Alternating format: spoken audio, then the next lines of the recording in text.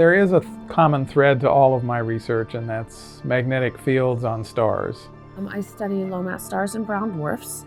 My field of specialty is the aurora. My research interests are in supernovae and supernova cosmology. I study the sun, and I study the sun as a star. What I particularly work on is the interaction of the solar wind with Earth's magnetic field. And my research focuses on the interstellar medium and understanding the chemical composition of the ISM. I'm a space plasma physicist, which means I study the particles, the energetic and thermal particles that are in the Earth's natural environment. I'm interested in active galactic nuclei, and these are the bright centers of galaxies. These galaxies have a black hole at their center, and they're being fed by gas and material falling into the black hole. I did studies in coronal physics. So I'm interested in questions like, how did our Milky Way galaxy form and come to be the way that it appears today?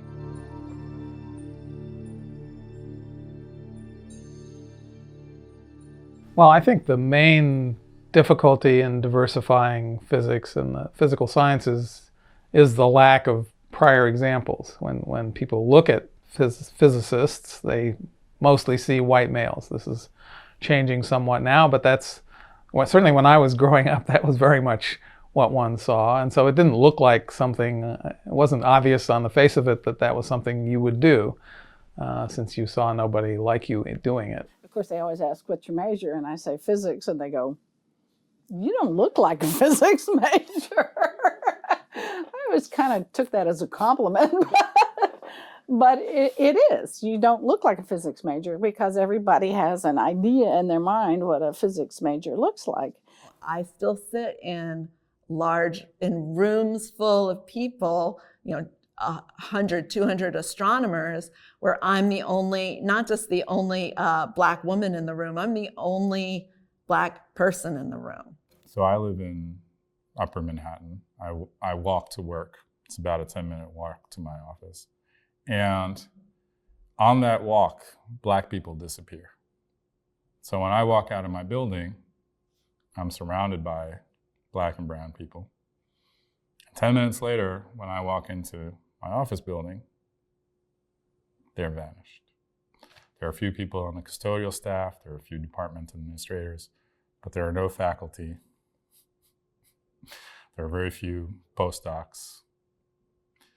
And there are a smattering of grad students. But the contrast is really noticeable to me because the world I live in and the world I work in, completely different. Yeah, you felt very much out of place. There was nobody else. I was certain. It was true for most of my life. I was really the only Black guy in the room. If you're underrepresented, you can see that you're not fully represented in this population. So you have to wonder why am I here? How did I get in here? By my senior year, I was the only woman in my quantum physics class. And I remember at that point thinking, is there something wrong with me? And what's interesting is when you're the only of something in a room, it's like excruciatingly obvious. I think one of the biggest barriers for me has been feeling like I belong in astronomy, feeling like I have a place here. In astronomy, a lot of people go through imposter syndromes, but I think it's more prevalent when you're a part of an underrepresented minority than when you're not, because there's that additional, why am I the only one in the room sort of thing, and who do I go to talk about my level of discomfort?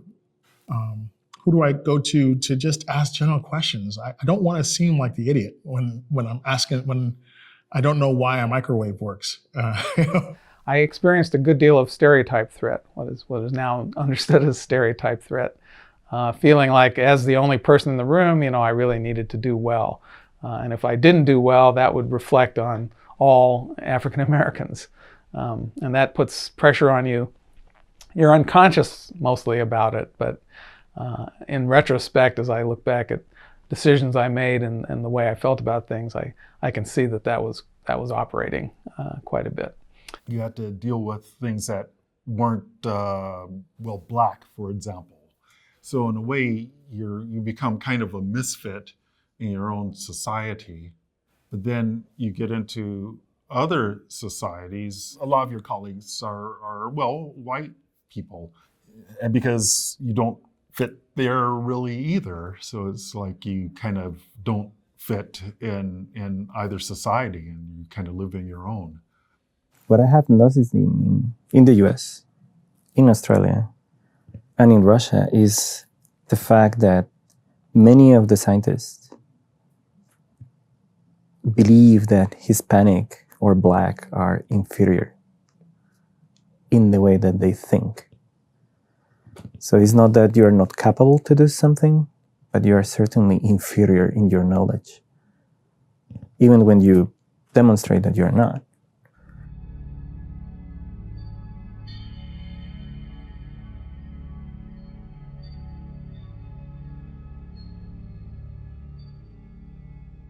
We've been looking at this for several years, and we certainly see male PIs have an advantage in getting proposals accepted. Being a Latina woman in astronomy has been a challenge at times. So he said, so what brings you here? I hear you want to be an astronomer. And I said, well, I do, but I just talked to this other professor and he said I should go into physics first. So that's what I'm going to do next. And he goes, well, I really think that I need to be honest with you and tell you that women can't do physics. And you can try, but you're going to fail, and you might not want to go that route. I remember my first E&M class, and the professor, the first test, he passes it out, and he said, this test will separate the men from the boys. And there was one other girl and I in this class, and we kind of looked at each other and went, which one do you want to be, a man or a boy? So I aced that class. I mean, that made me want to beat every single one of them, and I did. And it turned out I was the only woman in the room of about 200 people. It was huge imbalance, and there was most of these people were military officers and researchers. And this elderly general or colonel, I don't know what his rank was, saw me as the young woman in the room and just assumed I was a secretary and came right up and said, I need X number of copies of some document. And I had to show him my badge saying I was a presenter. So I applied to a job back east at the Goddard Space Flight Center, and I was there being interviewed by a couple of people. And one of them was from industry that was a contractor to NASA, and the other was a civil servant. And they were just asking me about my personal background, and I was telling them that I was from Argentina. And the person that worked in industry says, well, then, my wife is from Chile, and she always pours me coffee. So will you please get me a cup of coffee? And my jaw dropped. Can I swear in this interview? That the guys do tend to speak over you or not really give you a chance to speak or don't pay attention to you, which is often frustrating. You'll say something, they'll say something that was essentially what you just said, and they get the credit for it. It happens. All these assumptions about my intelligence. And then I remember my math teacher in complex analysis, he had an office nearby, and this professor and I were once again in this argument about something. And my math teacher came out, and he knew how smart I was and totally supported me.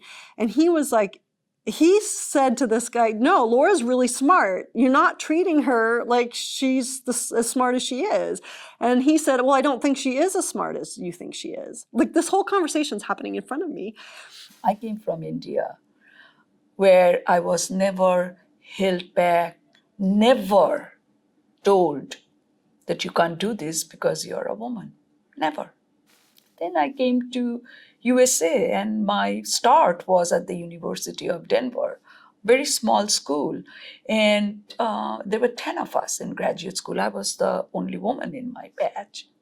And the very first year, that is the first time I ever felt discriminated as a woman. You're losing so many voices that could contribute to what you're doing because you make it so hostile. And only the people who are, stubborn, just really want to get there, are willing to put up with it. And it shouldn't be that way. Diversity as a value is something that almost everybody will reflect back to you positively.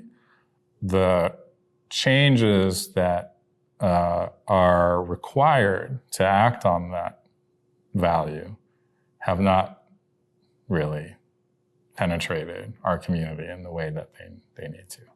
And that's because a lot of those changes make a lot of people uncomfortable. They're not easy. They require doing things very differently from the way we've done them in the past. Do we change the people to fit the mold, or do we change the mold to fit the people? So what we think is an unconscious bias, we tend to try to correct through making proposals more anonymous. So that we really are, when we get into the discussion in the panels about how good this proposal is, it's centered on the science that it's proposing and not the team that's proposing it. At headquarters, when we try to put together committees, advisory committees or science committees or review committees, we try and consciously look for diversity in all ways, you know. And I think if more people do that at whatever level they are working, to try and make a conscious effort to try and get people of different diversities together to work, that will help. So we've been doing things like changing the ethics codes for our professional societies and making sure that people understand that we expect professional behavior and conduct at all conferences. And that has started to really fall into other parts of our industry as well in terms of science team meetings, industry workplaces. The standards are all starting to improve for really equitable, inclusive areas. Expanding participation is done one student at a time.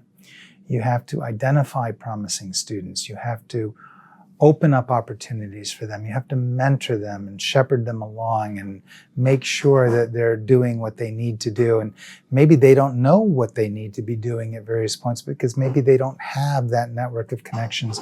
They don't have that social capital to understand. And so they need special attention, people who are going to keep an eye out for them and help them along.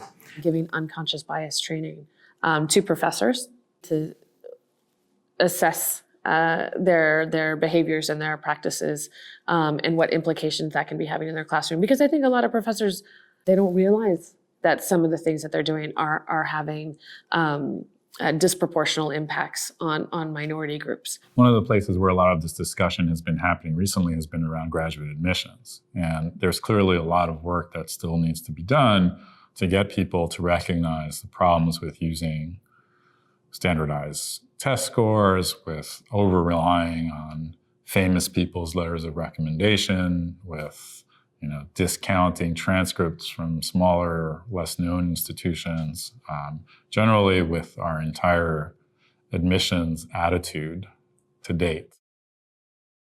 I don't think faculty should be allowed to hire faculty. So we just shouldn't be allowed to do searches. We're doing illegal searches. We have the data. We know exactly who gets hired, and we've seen that it isn't diverse. So why would we think that those same people can change somehow to result in a different outcome? Any faculty member that is making any kind of personnel decision has got to be following best practices with respect to hiring. If HR hasn't trained a committee or trained an individual on how to do a search, they are doing a biased search. So without intervention, everybody is perpetuating the systematic underrepresentation of women and minorities. I think it means that we have to move towards cohort hiring, so thinking of hiring in groups rather than hiring individually.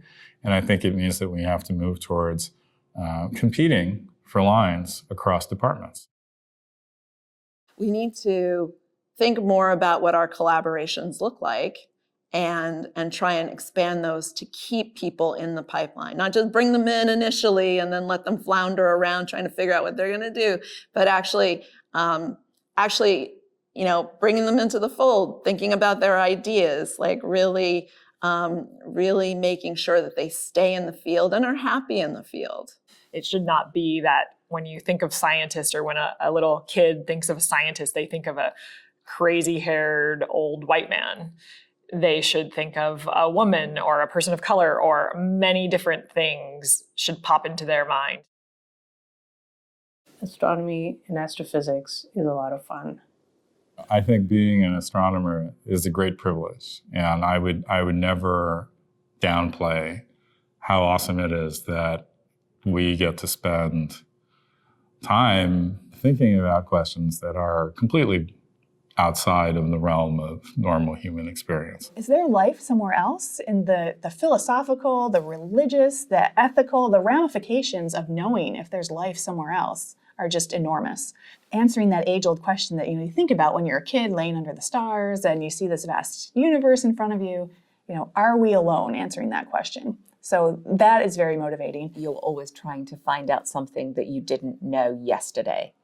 And so there's always that curiosity. There's the wanting to know why is it like that? Every day is different.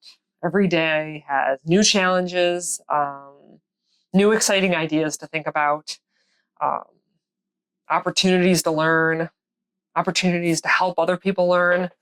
I love interacting with students. I find it very rewarding.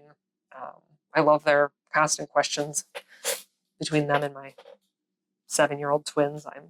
Why? I'm now accustomed to that. I love working with this, huge group of scientists around the world, sharing ideas with them and coming up with new theories and models and observations that should be made. When you see something and you see something going on in the sun, and you come to an understanding of something that's happening with a fair amount of confidence, and you realize that no one else in the world knows this for that moment or for that period of time. So that's pretty thrilling. I'm an associate professor of astronomy at Columbia University. And I'm a professor in the astronomy department at UC Berkeley. I am a professor and chair of the Department of Physics and Astronomy at Sonoma State University. I'm an associate professor at Hunter College of the City University of New York. I'm also a research associate at the American Museum of Natural History. I'm an associate scientist at the Space Telescope Science Institute. I am the director of the Heliophysics Division at NASA headquarters. And I'm an astronomer and visual artist. Staff astronomer here at Lick Observatory. I am a heliophysics program scientist at NASA headquarters. I am a program scientist at NASA headquarters. Research scientist or planetary scientist. I'm the director of the Mariah Mitchell Observatory. I'm a professor in climate and space science and engineering. And I'm a professor of physics at the University of Texas at Arlington. I'm a solar physicist. And I am an associate astronomer at the National Optical Astronomy Observatory. I'm the head of communications, public outreach, and education for the National Solar Observatory. I'm an associate research scientist. I'm a professor of physics and astronomy at Rice University. I am a senior scientist. Astrophysicist, Marshall Space Flight Center. Observatory scientist at Space Telescope Science Institute. I'm a physicist. You betcha. I'm a physicist.